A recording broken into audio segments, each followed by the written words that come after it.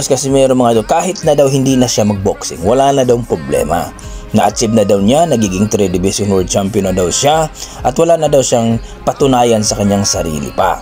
Pero alam naman natin na hindi talaga titigil pa si Casimero kasi may future pa ito. Magiging 4 Division World Champion pa ito at magiging undisputed pa ito dito sa Super Bantamweight Division. Well mga idol, etong si Martin ay kahit ngayon daw mga idol, wala pang narating. Kung baga, sa pagiging boksingero niya, hindi pa nakatikim ng championship bout. Ayon sa ating mga boxing fans, mag-angas lang daw itong si Martin kung ito ay magiging world champion kagaya ni Casimero.